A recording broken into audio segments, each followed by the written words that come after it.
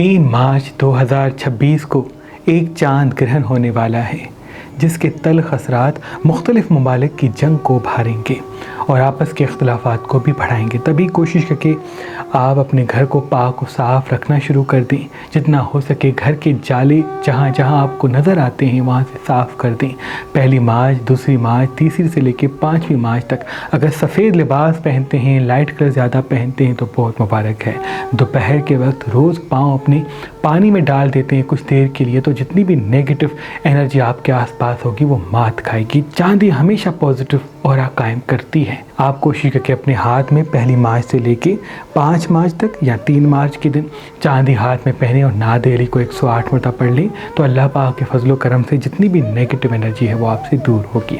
حضرت میکائیل کا دیا جلاتے ہیں یا مولا علی مشکل کشا کا دیا 3 مارچ کو جلاتے ہیں تو بہت مبارک ہے۔ کوشش کر کے جو میری بہنیں شادی کے حوالے سے پریشان ہیں وہ 108 مرتبہ نعت علی پڑھ کے اپنی شادی کے لیے دعا مانگیں۔ مولا پنتن پاک کے صدقے اچھے رشتے گھر میں پیدا کرے گا۔ جو خوبصورت نہیں ہے وہ گرہن کے دن سورہ یاسین اور سورہ یوسف پڑھتے ہیں یا سنتے ہیں تو مولا پنتن پاک کے صدقے کے وجود میں ایسا نور پیدا ہوگا کہ پورا آنے والا سال وہ جہاں جہاں جائیں گے توجہ کا مرکز بنیں گے اور چہرے پہ ایک نور واضح دوسروں کو نظر آئے گا۔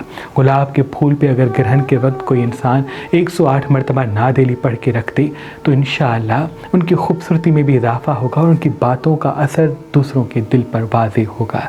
جو انسان کاموں میں بندش دیکھتا ہے، نعمتیں نہیں ہیں، رزق میں فراوانی نہیں ہے، وہ گرہن کے وقت سورہ رحمان پڑھ کے اللہ کی دربار میں ہاتھوں کو بلند کرے گا تو رزق میں فراوانی، دولت میں اضافہ ہوگا۔ اولاد کے لیے کوئی پریشان ہے تو 108 مرتبہ سورہ کوثر نیم گرم دودھ پہ دم کر دے گرہن کے وقت اور پھر افطار کے بعد جیسے ہی وہ دودھ پیے گا تو انشاءاللہ بیٹے کا اولاد اسے جلد نصیب ہوگا۔ اس گرہن کا وقت پاکستانی وقت کے حساب سے 3 مارچ 2026 شام 4:33 سے شروع ہوگا، جس کا عروج 6:30 تک ہو جائے گا اور جس کا اختتام 7:23 پہ قائم ہوگا۔ یہ گرہن علمی اور معاشی حوالے سے اسباب پیدا کرے گا لیکن ہر کوئی اپنی میں قید ہوگا۔ ہر کسی کو یہ لگے گا کہ میں صحیح ہوں، اس لیے کوشش کریں گرہن سے ایک دن پہلے اور گرہن کے ایک دن بعد سننے کی عادت کو قائم کریں۔ ہر کسی کو آئینہ نہ دکھائیں، اللہ تمام نقصانات سے آپ کو دور رکھیں گے۔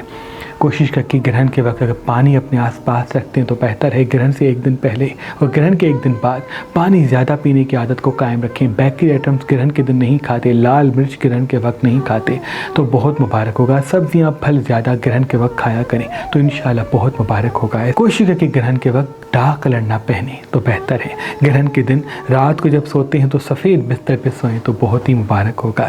گرہن علمی اور معاشی والے اسباب پیدا کرے گا، اس لیے کوشش کر کے ازدواجی جھگڑے میں نہ الجھیے گا۔ اگر بیوی کو شوہر کی بات یا شوہر کو بیوی کی کوئی بات بری لگتی ہے تو پلٹ کے جواب نہ دیجیے گا، ورنہ وہ احساسات آنے والے پورے سال پر حاوی ہوں گے۔ حاملہ عورتیں ہاتھ میں کینچی چھری نہیں لیتی تو ان کے لیے بہت مبارک ہوگا کیونکہ یہ گرہن اختلافات کو بڑھائے گا علم جفر کی روشنی میں۔ اس لیے کوشش کر کے آگ ہاتھ سے نہ جلائیں گرہن کے وقت تو بہتر ہے۔ اپنے پردے گھر کے صاف کر لیں تو بہتر ہے۔ کوئی کارپیٹ گھر میں بچھا ہوا ہے تو اس کو پراپر صاف کیجیے گا۔ واش روم کو صاف کیجیے گا کیونکہ گرہن کے وقت جس انسان کے گھر کا واش روم میلا ہوگا تو پورے سال میں اختلافات پیدا ہوں گے، اور گرہن کے وقت جس انسان کا کچن میلا ہوگا تو رزق میں تنگی وہ دیکھ سکتا ہے۔ اس لیے کوشش کر کے گھر کے کچن کو بھی صاف رکھیے گا گرہن سے پہلے اور واش روم کو بھی صاف کر لیجیے گا۔ ہرمل کی دھونی دے دیتے ہیں تو بہت مبارک ہے، اور اگر پیشانی پہ اللہ کا نام لکھتے ہیں تو بہت مبارک ہے۔ اس گرہن کا خاص اسم اعظم یا اللہ ہو یا رحیم یا اللہ ہو یا کریم ہے۔ اگر کثرت سے پڑھتے ہیں تو بہت مبارک ہے، ورنہ 108 مرتبہ پڑھ کے اللہ کے دربار میں اپنی دعا مانگیں گے تو انشاءاللہ علمی حوالے سے معاشی حوالے سے آپ کی زندگی میں اسباب پیدا ہوں گے۔ اس گرہن کا جو خاص صدقہ ہے وہ سفید چیز کا ہے اور لال چیز کا ہے۔ آٹا لے کے کسی مستحق کو دے دیں، لال گوشت لے کے کسی مستحق کو دے دیں تو انشاءاللہ تمام نیز چیزوں سے آپ اللہ کی پناہ میں ہوں گے۔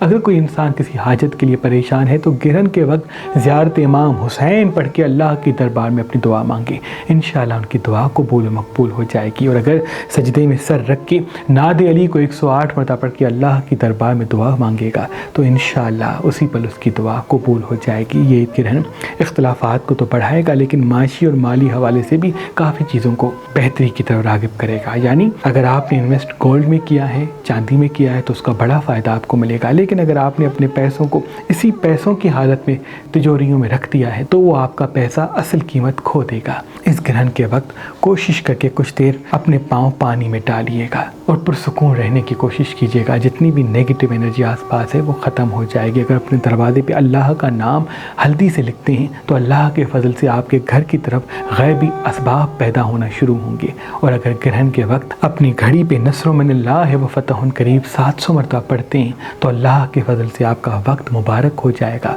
الجھے ہوئے کام سلجھنا شروع ہو جائیں گے، کاموں میں آسانیوں کے راستے ہموار ہوں گے۔ اللہ پاک کی دربار میں دعا ہے کہ اس گرہن کے تمام نحس اثرات سے آپ کو، آپ کے گھر کو اپنی پناہ میں رکھے، اور جو جہاں رہتے ہیں اے میرے اللہ تجھے واسطہ ہے پنجتن پاک کا، سب کی دعا اپنے دربار میں قبول و مقبول فرما۔ اللہم صلی اللہ علیہ وسلم۔